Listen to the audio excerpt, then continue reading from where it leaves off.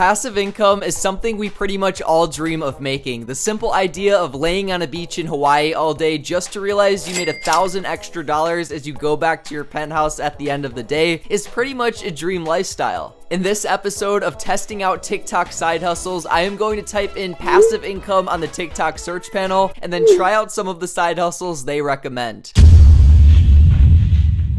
So this first video we are going to be watching is definitely an interesting one since it claims to give you a 133.25% return on your money. Here's the no bullshit way I'm making almost $1,000 a month in passive income for doing basically nothing. I'm sure you've all heard of PancakeSwap, which is the most popular decentralized exchange on the Binance Smart Chain. And they actually have their own token called Cake. I'm staking my cake in what's called a syrup pool, so it's compound interest at 133% APY. Since I started staking my cake 9 days ago, I've made about $245. Just to explain to you guys how absolutely crazy that is, the stock market averages an 8% return every single year, a savings account averages 0.06%, and bonds are averaging 2.4%. I am on PancakeSwap, as you guys can see, and it gives you the option to stake your cake, which is a cryptocurrency that can be exchanged for Ethereum. I just exchanged about $1,780 worth to get 125 cake coins, so we are going to stake 100% of it right now. It says right here I should expect a whopping interest rate of 100.62% on my money, but obviously that interest rate can be affected by the price of cake, because if it dips below where it is now at $14.19, and also if PancakeSwap changes their interest rate on us, we won't get that return obviously. Overall, I am super excited to try this passive income scheme out, and I will check in with you guys in a couple days showing you how much money I made staking my cake.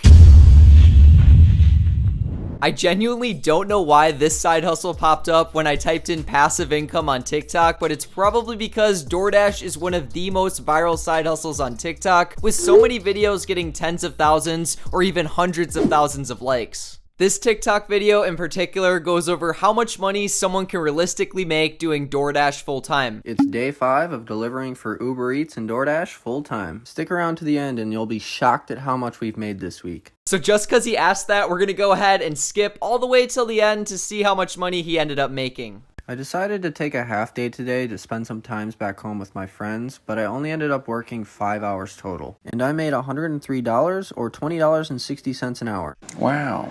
As you guys can see, I just signed up for DoorDash. They sent me this card right here, this cool bag, and some hand sanitizer. So let's get started dashing.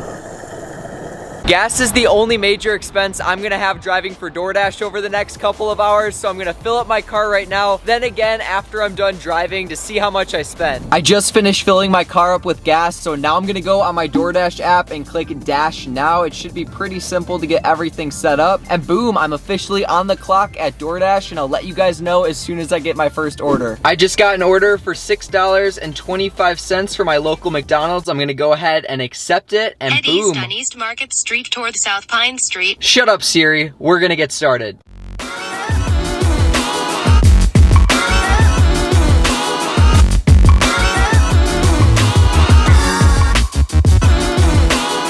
$9.15? Oh, thank you. Is this for Kelly? I don't know. Oh, okay. I'll just... Oh, yeah, the number matches. Thank you.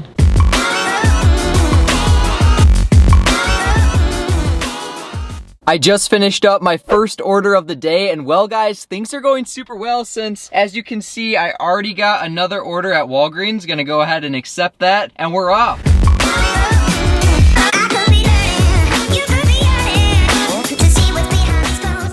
By my second delivery of the day, I quickly realized that DoorDash wasn't only an app where you deliver food, but also groceries. I had to go inside Walgreens and pick up some drinks using the DoorDash credit card, then deliver them to the customer's house. Right after that delivery was complete, I got another one for $9.50 from my local Menards, which is pretty much like a hardware store. Inside of Menards, I went ahead and grabbed the pool cleaning supplies that was ordered, then I drove that out to the customer's house, leaving everything on their front porch. I just got a DoorDash DoorDash order for $18 at this restaurant called the Cotton Exchange. I've never done a DoorDash order at a nice restaurant like this. It definitely pays pretty decent, but I wonder how long the wait is gonna be. Honestly, guys, as long as I complete the DoorDash order in like an hour, it's definitely gonna be worth it. Since I'm only averaging like 15 bucks an hour right now, we're gonna head into this barn-looking restaurant right now. Little update, guys. I got the food from Cotton Exchange. As you can see, they literally had no wait for the food since it was just a quick pickup order, and this seems like it's gonna be a quick 18 bucks.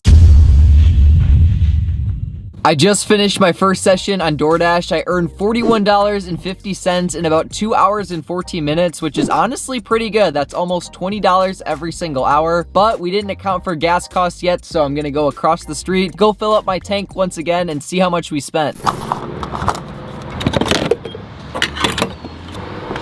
Let's see where it stops, guys. I'm really wondering how much I spent on gas. Boom, I spent $4.15 on gas. After doing some quick maths, I determined we made $37.50 in this challenge, or about $16.60 per hour after you divide it by 2¼ hours. Overall, guys, that makes DoorDash not a bad side hustle. It pays you more than a lot of other jobs will, especially for teenagers, so I give this like a 7 out of 10, although it's definitely not passive income. This side hustle is another one that's not really passive income, but it requires under $100 up front, so I knew I had to try it out in this video. And also, there's a really cool TikTok about it that I'm gonna play for you guys right now. Do you guys know that you can make $3,000 to $5,000 profit in just 1 month selling backpacks from TJ Maxx on Amazon? Check this out. This thing's going for $13 at TJ Maxx. We're gonna scan it with our Amazon seller app, see how much it's going for on Amazon. It's going for $45 on Amazon. Cost of purchase is $13. It's going to tell us exactly how much profit we're going to make. $16 profit on each one. Wow.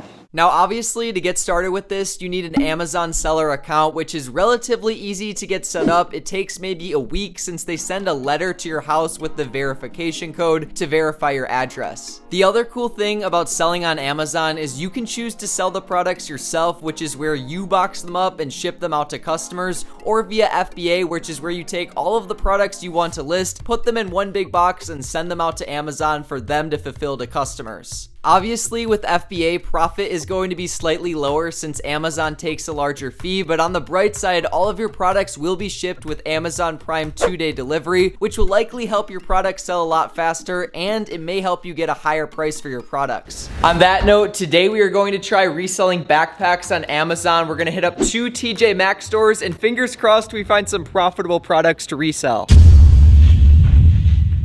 As I walked into the first TJ Maxx store, I was immediately surprised at how many backpacks they had for sale. Either they normally have that many, or it's because kids are going back to school relatively soon, but all I know is I scanned every single one of those backpacks, and I found some pretty good stuff to resell. First things first, I found a JanSport backpack. It was going for $30 inside the store, but on Amazon, it was selling for $53. So after fees, I was going to clear about $19 on this item. Next up, I found a Kipling's woman backpack that was going for $49.99 in the store. On Amazon, it was selling for $84. So after everything, I would get about $25 richer by purchasing this backpack. To complete my haul at TJ Maxx, I ended up grabbing 2 more backpacks for another $22 in profit. I honestly could have grabbed a lot more backpacks from TJ Maxx, but I only went with 4 because on the rest of them, either the profit margin was too low or the item had a super high sales rank, which means it would take forever to sell. Even though I could have picked up a lot more, as you guys can see, I just got 4 backpacks and the estimated profit on all of this is $65. Either I got super lucky in that TJ Maxx store, or reselling backpacks on Amazon is like a super untapped market. I have a feeling it's a little bit of both because while I was scanning all of the different backpacks they had in TJ Maxx, I had 2 different employees come up to me asking me what I was doing. You do like YouTube stuff? Yeah. Okay, cool. Is that okay? Only asking for just like my own, like,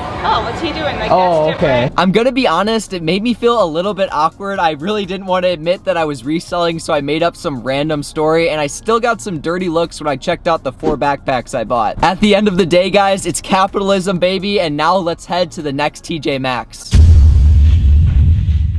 The second TJ Maxx store genuinely had a lot better items than the first store, but the only issue is they were selling backpacks branded by Nike, Adidas, or Champs. These backpacks go for a ton of money on Amazon, but the only issue is you need to be approved to sell those brands. Amazon is for some reason super weird about only letting certain sellers sell certain items, so I decided to not go with any of the branded backpacks they had in the store, and I instead was able to find two unbranded ones that were going for $30 inside TJ Maxx and $65 on Amazon. I already know there are going to be a ton of comments on this video asking what I'm gonna do if these backpacks don't end up selling. Luckily, we probably won't have to worry about that since Amazon literally gives you information on how fast your item's gonna sell with this thing known as sales rank. Sales rank is different by each category you're selling, but for the luggage category, which is where backpacks are in, a good sales rank is around 30,000. Pretty much all the backpacks I bought in this video have a sales rank under 50,000, which is pretty close to that top 5% number I shoot to be at. Overall, I rate this backpack reselling side hustle a solid 8 out of 10 stars. I do like it a little bit better than DoorDash since you can make money passively if you already have stuff listed on Amazon, and you can definitely scale this into an actual business. On that note, let's quickly check on the first side hustle I tried out in this video, also known as staking your crypto. About 3 days ago, I put $1,780 worth of cake into PancakeSwap, and they promised me a 100.62% interest rate. As you guys can see, my current cake balance is $1,661, even after earning $12.65 worth of interest. That means in the last 3 days alone, I've lost $120 worth of my crypto, and that's thanks to the price of cake absolutely plummeting. My plan right now is to leave my money sitting in PancakeSwap until the price of cake recovers. I'll keep you guys updated on this entire experiment on my Instagram, so please be sure to go follow that if you have not already. Anyways, guys, I definitely give this side hustle a solid 5 out of 10 stars, not because it's bad, but more because it requires a lot of money to make anything significant, and also the returns aren't really guaranteed. If you guys enjoyed this video, you'll probably enjoy this one on the screen right here. That's part 1 of testing out TikTok side hustles. I'll see you in that video. Peace out.